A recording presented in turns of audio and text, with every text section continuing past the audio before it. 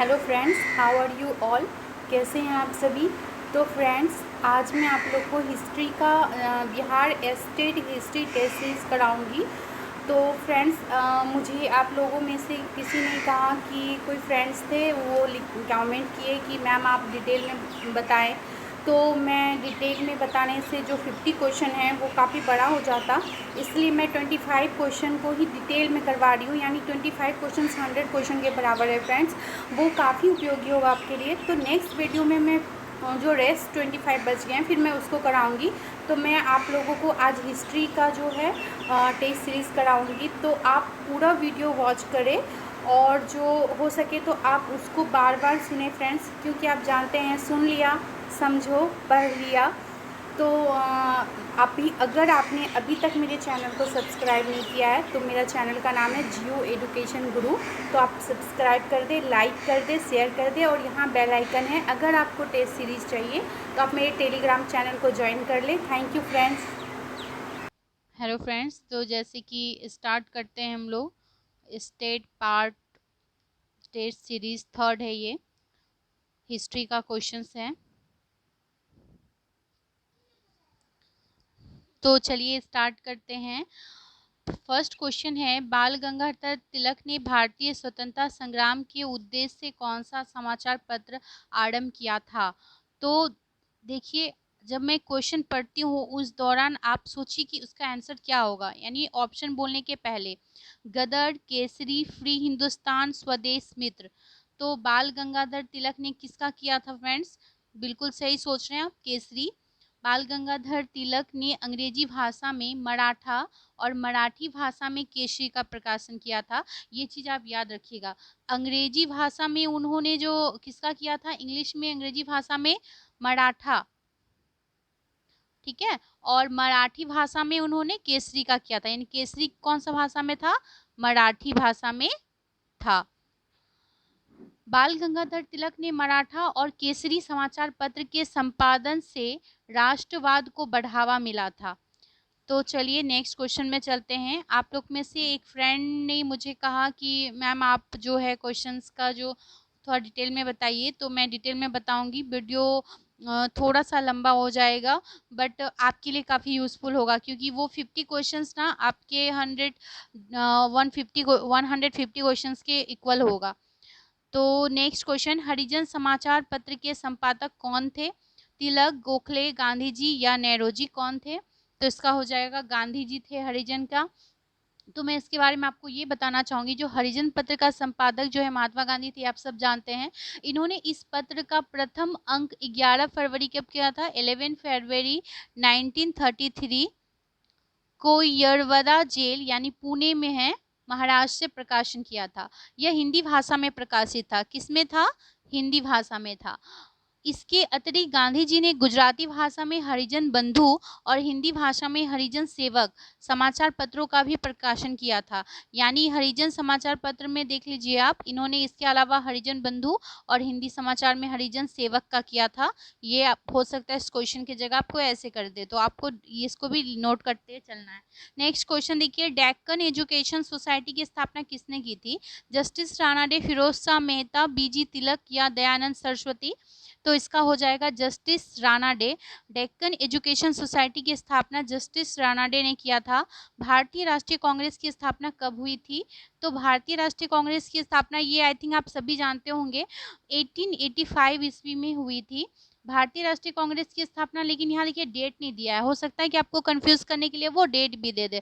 तो 28 दिसंबर को याद रखिएगा, 28 दिसंबर 1885 ईस्वी को बॉम्बे के ग्वालियर टैंक स्थित गोकुलदास तेजपाल संस्कृत कॉलेज के भवन में की गई थी। इसमें 72 प्रतिनिधियों ने भाग लिया था, जिसकी अध्यक्षता कौन किए थे? व्योमेश चंद्र बैनर्जी ने किए थे। कौन किए थे? व्योमेश चंद्र बैनर्जी ने की थी। इसकी स्थापना A.O. ह्यूम द्वारा की गई थी। अध्यक्षता व्योमेश चंद्र बैनर्जी ने की थी, लेकिन इसकी स्थापना ह्यूम ने की थी, जो एक अवकाश प्राप्त अंग्रेज अधिकारी थे। भारतीय राष्ट्रीय कांग्रेस का नामकरण जो है वो दादा भाई नेहरूजी के परामर्श पर किया गया था। तो इसका नामकरण कौन किया था? दादा भाई नेहरूजी किए थे इनका नामकरण। तो ये था। नेक्स्ट क्वेश्चन चलते हैं 5। निम्नलिखित में से किसे भारतीय अशांति के जनक के रूप में जाना जाता है? तो देखिए, भारतीय अशांति के जनक के रूप में जो जाना जाता है वो है लोकमान्य तिलक। सर वैलेंटाइन जो है, वैलेंटाइन शिरोल ने तिलक को भारत में अशांति का जन्मदाता यानी the father of the Indian unrest कहा था। इसी विषय पर तिलक ने शिरोल पर मानहानि का मुकदमा किया था जिसमें वे हार गए थे। लोगों में राष्ट्रवाद की भावना को जागृत करने के लिए तिलक ने 1893 ईस्वी में गणेश उत्सव एवं 1895 ईस्वी में शिवाजी उत्सव की शुरुआत की थी। नेक्स्ट क्वेश्चन है, भारतीय राष्ट्रीय कांग्रेस के किस अधिवेशन में बाल गंगाधर तिलक ने अभिव्यक्ति किया था? स्वराज मेरा जन्मसिद्ध अधिकार है, मैं उसे लेकर रहूंगा। तो आई थिंक ये आप सभी जानते हैं, फिर भी एक बार ऑप्शन बोलती हूँ मैं। बनारस अधिवेशन 1905, कलकत्ता अधिवेशन 1906, सूरत अधिवेशन 1907 या लखनऊ अधिवेशन 1916।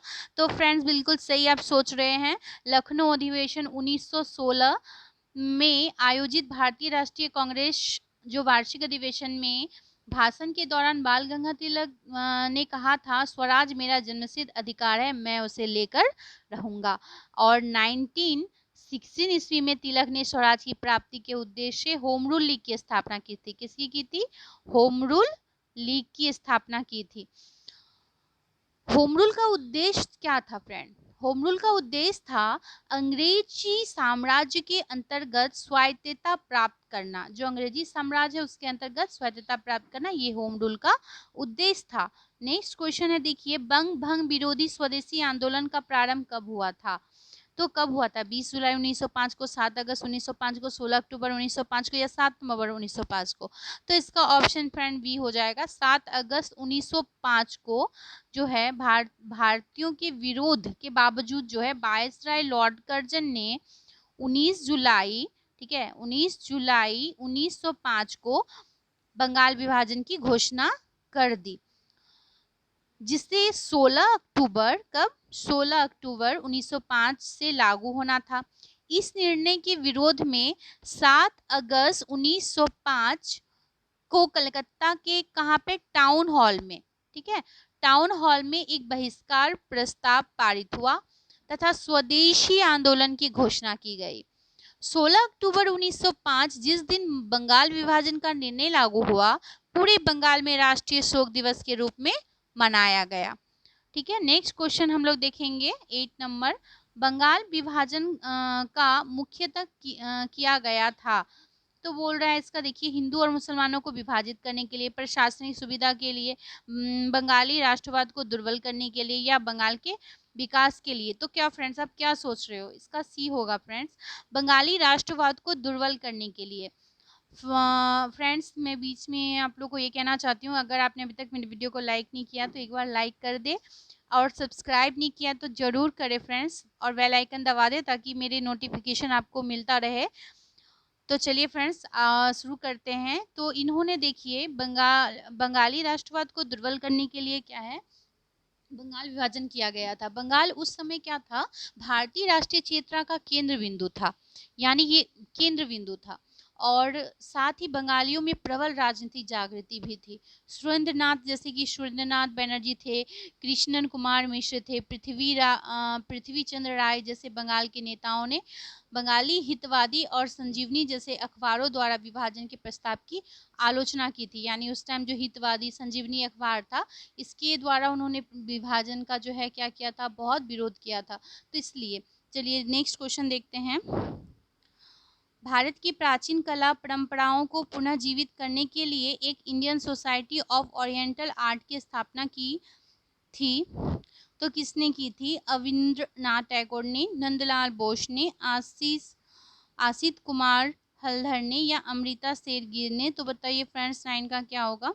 ए होगा, अविंद्रनाथ टैगोर ने। तो देखिए, इंडियन जो है Indian society of oriental art की स्थापना जो है 1907 में, 1907 ईस्वी में अविंद्र टैगोर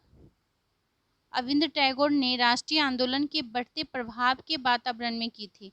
अविंद्र टैगोर के पाश्चात्य प्रभाव से अलग रहकर स्वदेशी चित्रकारी प्रारंभ की, जिसके द्वारा आधुनिक भारतीय चित्रकला के विकास को बढ़ावा मिला। नेक्स्ट क्वेश्चन है, महात्मा गांधी किस वर्ष दक्षिणी अफ्रीका से भारत लौटे?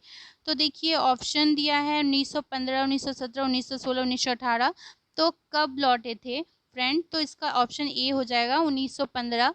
महात्मा गांधी दक्षिणी अफ्रीका से जो है 9 जनवरी, ठीक है, 9 जनवरी 1915 को 9 जनवरी 1915 को भारत लौटे। वे अफ्रीका में अप्रैल 1893 में गए थे और 1915 में, जनवरी में 1915 में वो आए। लगभग 22 वर्ष रहे थे फ्रेंड वे। और गांधी जी सभी परिस्थितियों में सत्य और अहिंसा का पालन किया। दक्षिणी अफ्रीका में वो पहले भारतीय बैरिस्टर थे। भारत की सक्रिय राजनीति में आने से पहले महात्मा गांधी ने अपना राजनीतिक गुरु गोपाल कृष्ण गोखले को बनाया था। तो ये क्वेश्चन अगर पूछे महात्मा गांधी के जो राजनीतिक गुरु कौन थे, तो गोपाल कृष्ण गोखले थे। नेक्स्ट क्वेश्चन देखिए 11 नंबर, निम्नलिखित में से किसने 1920 ईस्वी के नागपुर के भारतीय राष्ट्रीय कांग्रेस के अधिवेशन में असहयोग आंदोलन के प्रस्ताव को प्रस्तावित किया था? तो फ्रेंड्स इसका ऑप्शन हो जाएगा CR दास ने। तो सितंबर 1920 ईस्वी में, ये कब हुआ था? 1920 ईस्वी में कलकत्ता के विशेष अधिवेशन में गांधी जी ने असहयोग का प्रस्ताव रखा और इस प्रस्ताव के विभिन्न मुद्दों पर कुछ नेताओं ने क्या किया? CR दास, मोतीलाल नेहरू जी को, ठीक है, और लाला लाजपत राय आदि ने विरोध किया। परंतु नागपुर अधिवेशन 1920 में हुआ था, ठीक है। CR दास ने स्वयं इस प्रस्ताव को प्रस्तावित किया। इसी अधिवेशन की अध्यक्षता C विजय राघवाचारी ने की। इसी प्रस्ताव के साथ स्वराज की मांग को लक्षित किया गया था। नेक्स्ट क्वेश्चन देखते हैं, क्रांतिकारियों के एक गुप्त संगठन अभिनव भारत का गठन किसने किया था? तो किसने किया था? ऑप्शन देखिए, उससे BD सावरकर। तो BD सावरकर, जिनका फुल नाम है विनायक दामोदर सावरकर, ये भी पूछ सकता है आपको, द्वारा स्थापित मित्र मेला ही वर्ष 1904 में एक गुप्त सभा अभिनव भारत में परिवर्तित हो गई। यह संगठन गुप्त रूप से क्रांतिकारी गतिविधियों का संचालन करता था।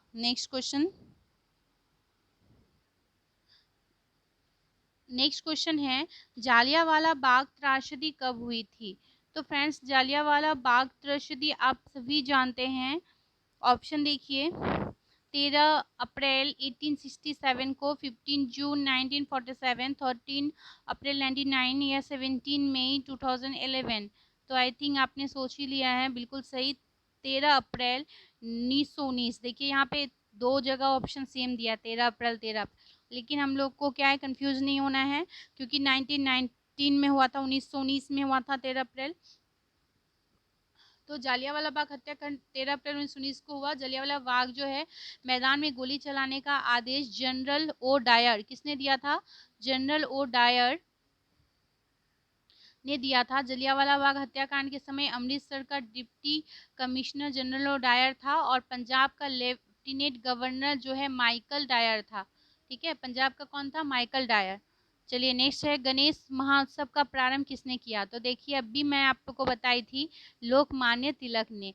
तो बाल गंगाधर तिलक यानी होम रूल आंदोलन के समय लोकमान्य के नाम से लोकप्रिय हुए थे। बाल गंगाधर तिलक ने 1893 में ईस्वी में महाराष्ट्र की धरती पर गणेश महोत्सव प्रारंभ किया था और 1895 को शिवाजी महोत्सव प्रारंभ किया था। कौन? 1895 में शिवाजी का।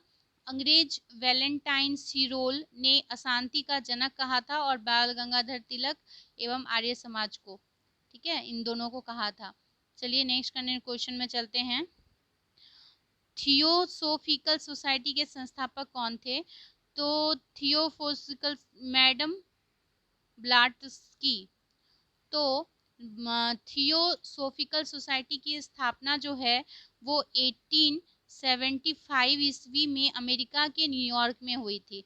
थियोसोफिकल सोसाइटी की स्थापना का श्रेय मैडम हेलेना पेट्रोवना ब्लावास्की एवं कर्नल हेनरी स्टील अलकाट को जाता है। इनका नाम जो है बहुत बड़ा है। देखिए पूरा नाम जो है मैडम ब्लास्टस्की का क्या है, तो ये भी अगर दे सकता है तो श्री मैडम हेलेना पेट्रोवना ब्लावाश्की एवं कर्नल हेनरी स्टील अल्काकॉर्ड को जाता है। लेकिन भारत में थियोसॉफिकल सोसाइटी को लोकप्रिय बनाने का श्रेय एनी बेसेंट को जाता है। भारत में थियोसॉफिकल सोसाइटी का मुख्यालय मद्रास में के समीप जो है अडियार में स्थापित किया गया था और 1882 ईस्वी में हुआ था। कब हुआ था? 1882 में।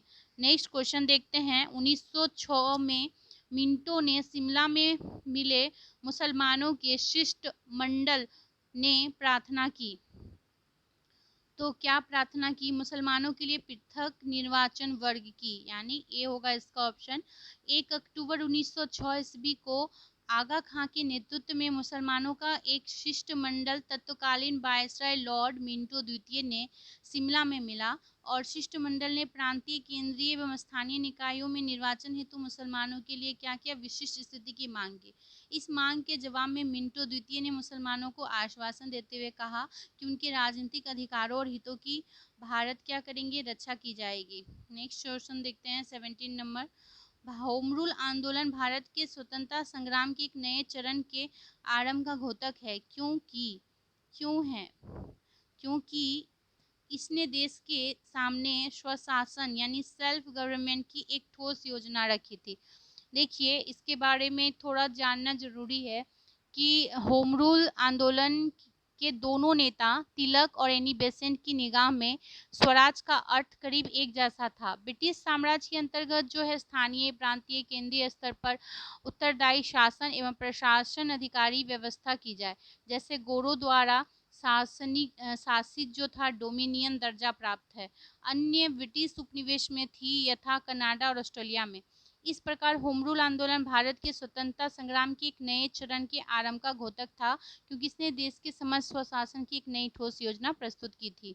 अब देखते हैं तिलक तथा एनी बेसेंट द्वारा बनाए गए होम रूल लीगों को एक में मिला दिया गया था। तो कब मिला दिया गया था? 1980 में, 1918 ईस्वी में। नेक्स्ट क्वेश्चन है रोलट एक्ट के विरोध में किसने लगान और देने का आंदोलन चलाने का सुझाव दिया था? रोलट एक्ट के अधीन में किसने दिया था? तो इसका हो जाएगा स्वामी श्रद्धानंद ने। रोलट एक्ट को बिना वकील अपील बिना दलील का कानून या काला कानून कहा जाता है।